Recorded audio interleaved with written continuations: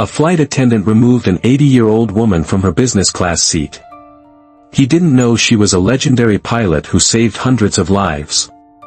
And the plane's captain was the daughter of a nurse she'd saved in Vietnam. The business class cabin of the transcontinental flight hummed with a quiet sense of self-importance. Laptops were open, expensive headphones were on, and conversations were held in low, confidential tones. In the midst of it all, in seat 3B, sat Colonel, Rhett, Evelyn, Evie, Hayes. At 78, she seemed a relic from a different era. Her simple, navy blue traveling suit was neatly pressed but decades out of style. Her silver-white hair was cut in a short, elegant bob, and her hands, though wrinkled and dotted with age spots, rested calmly in her lap.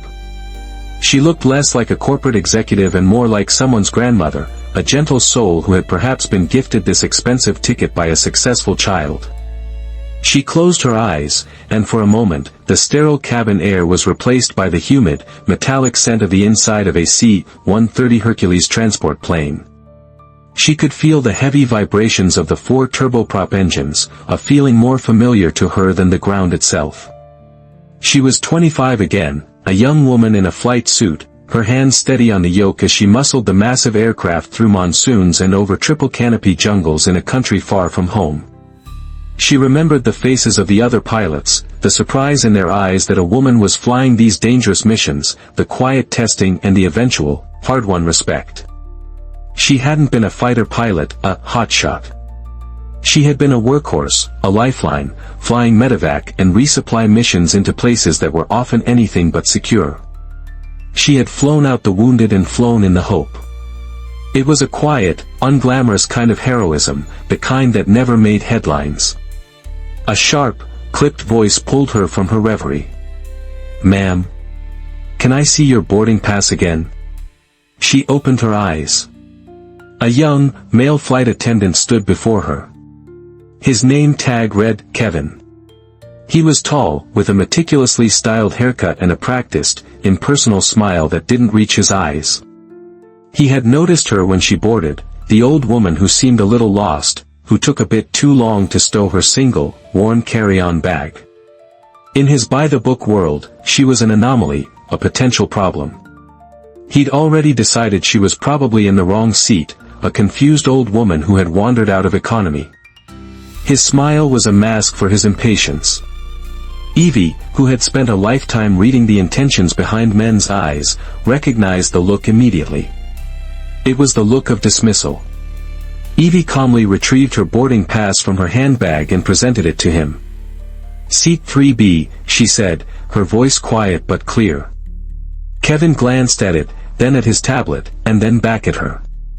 The polite mask slipped, replaced by a look of officious satisfaction.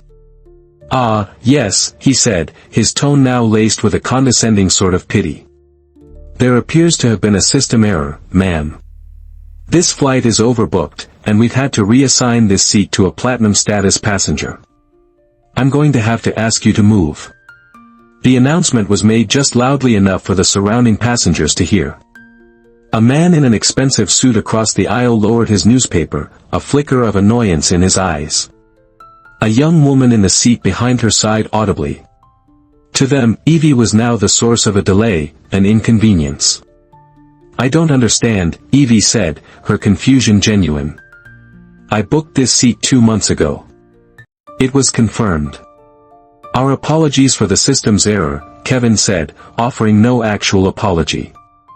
"We have a seat for you in economy, 28C. If you'll please gather your things, we can get you settled so the flight can depart on time." A familiar, bitter sting pricked at Evie's heart. It was the sting of being underestimated, of being dismissed without consideration. It was a feeling she had known intimately as a young woman in a world of men, a world where she constantly had to prove she belonged. She had thought those days were long past, but here it was again, in the polite, dismissive tone of a young man who saw not a decorated colonel, but a helpless old woman. She would not make a scene. Her entire life had been a lesson in maintaining grace under pressure. Slowly, with the weary dignity of a monarch being politely exiled, she unbuckled her seatbelt. She reached into the overhead bin, her movements slow and careful, and retrieved her single, small bag. As she began her long, quiet walk down the aisle toward the back of the plane, she kept her head held high. She ignored the whispers, the impatient sighs, the passengers who studiously avoided her gaze. Each step was a small act of defiance, a silent refusal to be shamed. She was Colonel Evelyn Hayes, United States Air Force. She had flown through storms and flak. She would survive this. But as she passed the curtain separating the classes, a profound sense of loneliness washed over her. It was the feeling of being a ghost once more, a hero whose history was invisible to the world. Just as Evie reached the first row of the economy cabin, a different kind of authority made its presence known. The cockpit door swung open with a solid, definitive click. A woman in a crisp pilot's uniform stepped out. She was young, perhaps in her late 30s, with a sharp, intelligent face and an air of absolute command. Her captain's insignia gleamed on her shoulders. She was doing a final cabin check before sealing the door for departure. Her eyes, clear and focused, swept professionally across the cabin. She nodded at a flight attendant, checked a latch, and then her gaze fell upon the old woman with the silver-white hair standing quietly in the aisle. Captain Eva Rostova froze. Her eyes widened, first with disbelief, then with a jolt of stunning recognition. The face of the old woman was softer now, lined with the years, but the set of her jaw, the intelligence in her eyes, it was unmistakable. It was the face from the faded photographs her mother kept on her mantelpiece, the face of the woman her mother spoke of with a reverence usually reserved for saints. "What is going on here?" Captain Rostova's voice was calm, but it cut through the cabin's low hum like a diamond blade. All eyes turned to her. Kevin, the flight attendant, who had been smugly directing another passenger, stopped mid-sentence. "Captain?" he asked, confused. "I asked a question," Eva said, her eyes not leaving the old woman in the aisle. "Why is Colonel Evelyn Hayes standing in the economy cabin when her assigned seat is 3B? The name and the rank landed in the cabin like a thunderclap.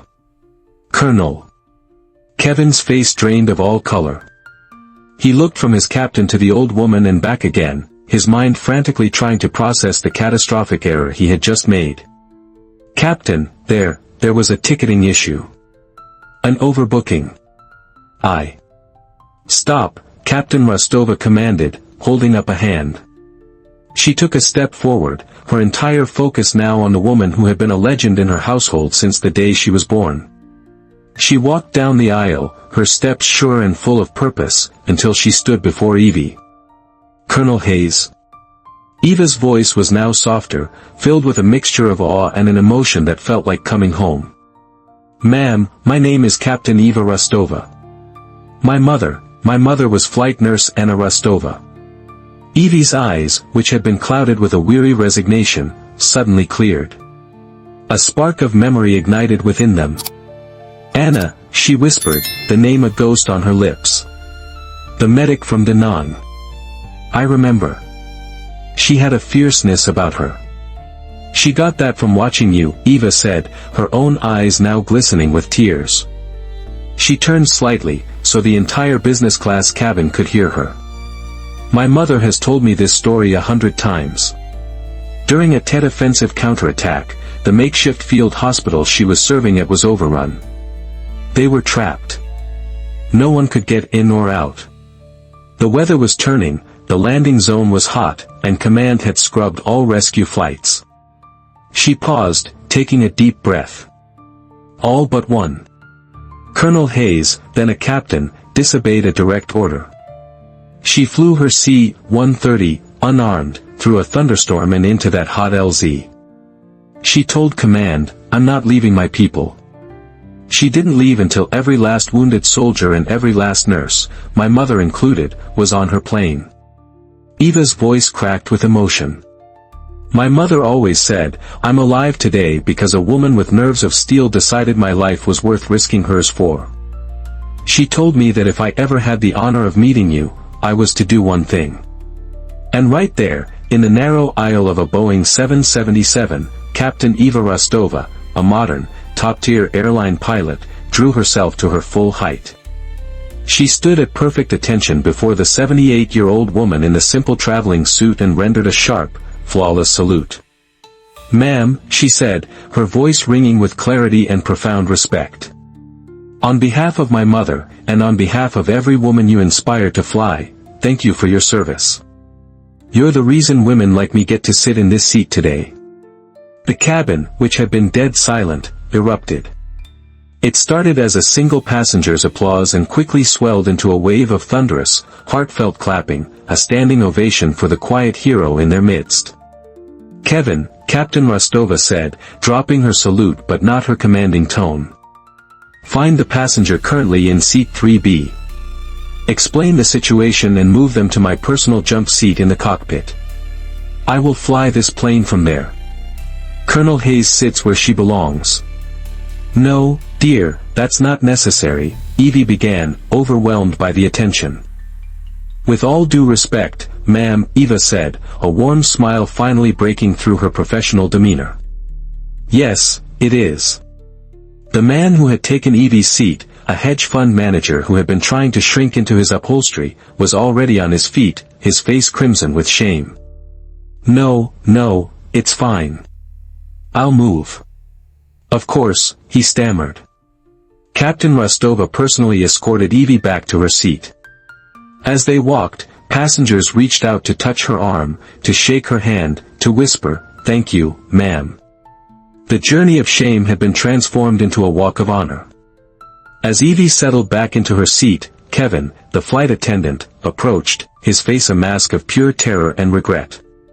He offered a fumbling, sincere apology that Evie accepted with a simple, gracious nod. She was not a woman who held grudges, she had seen too much real conflict in her life to waste energy on small battles. Before returning to the cockpit, Captain Rostova stopped at Evie's row one last time. She leaned in and whispered, "My mother always said you were her angel. It's an honor to finally meet you."